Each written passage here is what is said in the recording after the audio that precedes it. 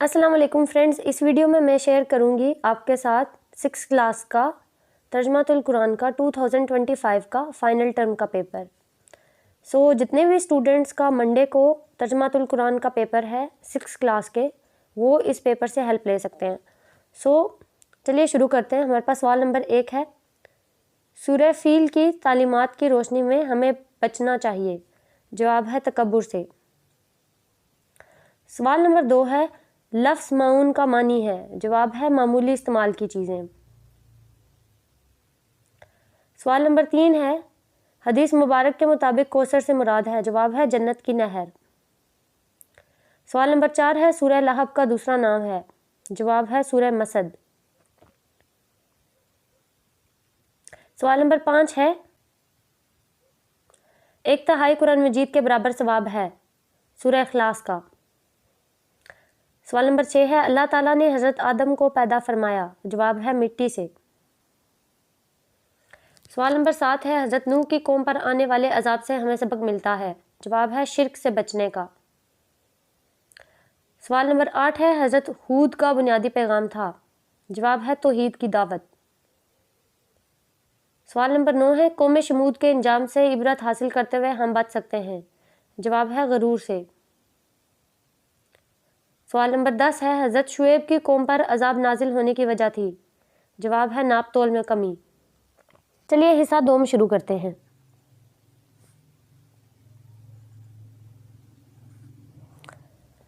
سوال نمبر 11 ہے، کوئی سے 5 سوالات کے مختصر جواب دیجیے۔ سورہ فاتحہ کو سورہ مناجہ کیوں کہا جاتا ہے؟ سیکنڈ پارٹ ہے، سورہ کوثر کے مطالعہ سے ہمیں کیا رہنمائی ملتی ہے؟ تھرڈ ہے، سورہ کافرون کا مقصد نزول بیان کریں۔ 4 ہے، حدیث مبارک کی روشنی میں سورہ اخلاص کی فضیلت تحریر کریں۔ سوال نمبر 5 ہے، شیطان مردود نے قیامت تک کے لیے اللہ سے مہلت کیوں مانگی؟ سوال نمبر 6 ہے، حضرت نوح کو آدم ثانی کیوں کہا جاتا ہے؟ سوال نمبر 7 ہے، حضرت صالح علیہ السلام کی قوم کی ہٹ درمی کا کیا نتیجہ نکلا؟ سوال نمبر 8 ہے، حضرت شعیب نے اپنی قوم کو دین کی دعوت دیتے ہوئے کیا نصیحت فرمائی؟ سوال نمبر 12 ہے، درج ذیل میں سے کوئی سے 5 قرآنی الفاظ کے معنی لکھیے۔ یہاں پر جو لفظ دیے گئے ہیں وہ ہیں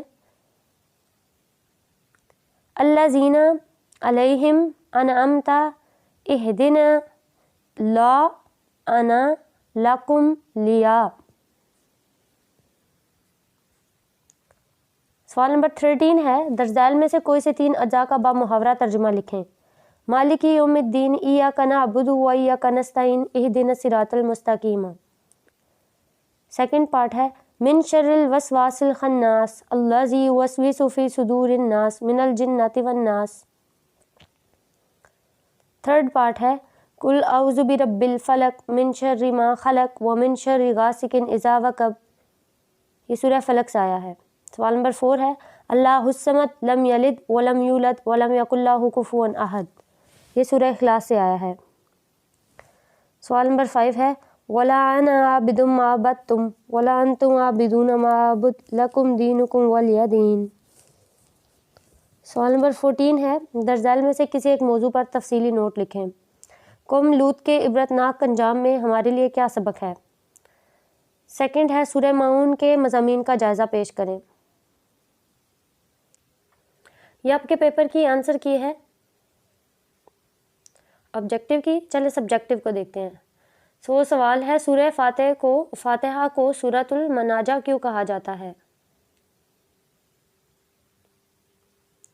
تو اس کا جواب ہے، سورہ فاتحہ کو سورہ مناجہ اس لیے کہا جاتا ہے کیونکہ اس سورت میں دعا مانگنے کا طریقہ سکھایا گیا ہے۔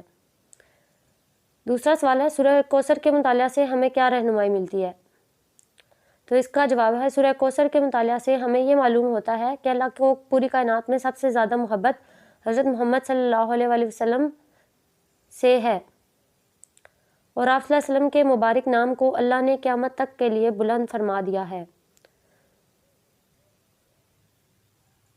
اگلا سوال ہے، سورہ کافرون کا مقصد نزول بیان کریں۔ تو اس کا جواب ہے، کفار مکہ جب حضرت محمد صلی اللہ علیہ وسلم کو زبانی اور جسمانی تشدد کے باوجود توحید کی دعوت سے نہ روک سکے تو انہوں نے سودے بازی کی پیشکش کی۔ انہوں نے کہا کہ 1 سال ہم آپ صلی اللہ علیہ وسلم کے اللہ تعالیٰ کی عبادت کرتے ہیں اور 1 سال آپ ہمارے بتوں کی عبادت کریں۔ اس کے جواب میں یہ سورہ نازل ہوئی۔ اس میں بت پرستی کا صاف انکار کیا گیا ہے۔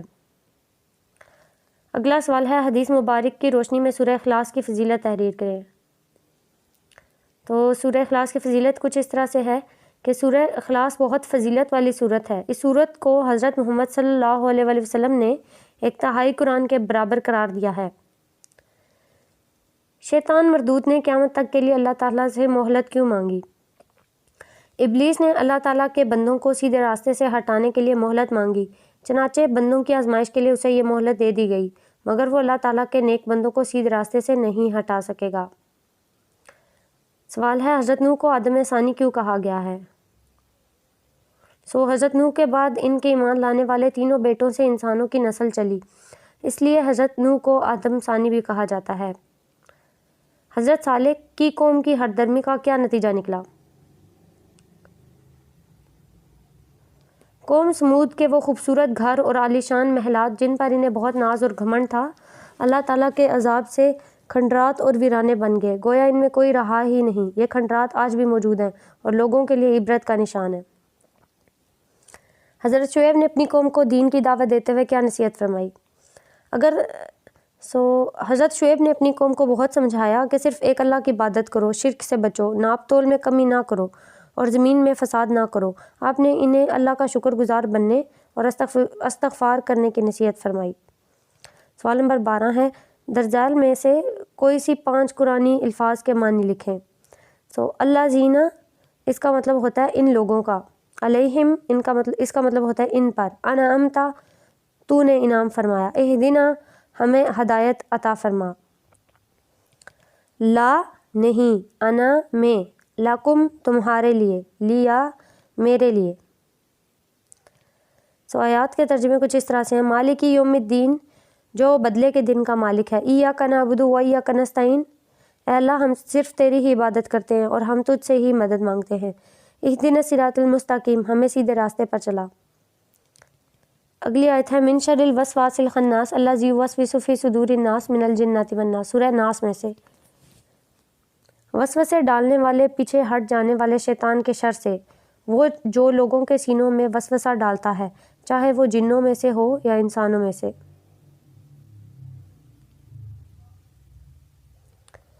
قل اعوذ برب الفلق من شر ما خلق ومن شر غاسق اذا وقب۔ اے نبی صلی اللہ علیہ وسلم آپ فرما دیجئے، میں صبح کے رب کی پناہ میں آتا ہوں ہر اس چیز کے شر سے جو اس اللہ نے پیدا فرمائی، اور اندھیری رات کے شر سے جب وہ چھا جائے۔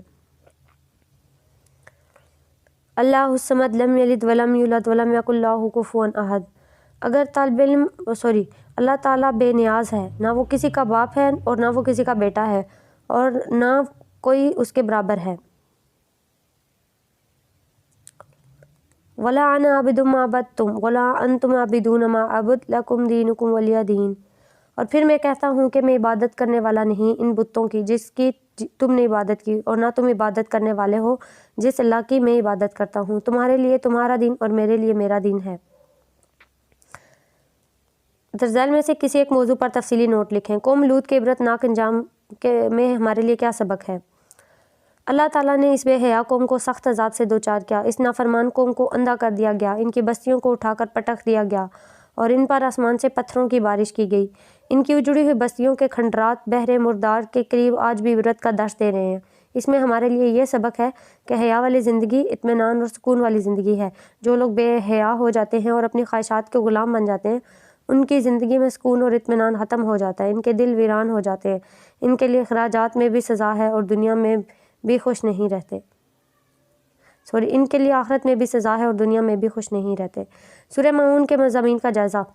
لیں۔ اس صورت میں بتایا گیا ہے کہ آخرت کے انکار کی وجہ سے انسان کے کردار میں بہت سی خرابیاں پیدا ہو جاتی ہیں۔ ایسے لوگ یتیموں پر ظلم کرتے ہیں، غریبوں کی نہ خود مدد کرتے ہیں اور نہ دوسروں کو اس کی ترغیب دیتے ہیں۔ ایسے لوگ اللہ کی عبادت سے غافل رہتے ہیں، اگر کوئی نیکی کرتے بھی ہیں تو لوگوں کو دکھانے کے لیے، جبکہ دکھاوا کرنے سے نیکی ضائع ہو جاتی ہے۔ اور یہ لوگ اتنے خود غرض ہیں کہ عام استعمال کی معمولی چیز بھی لوگوں کے مانگنے پر نہیں دیتے۔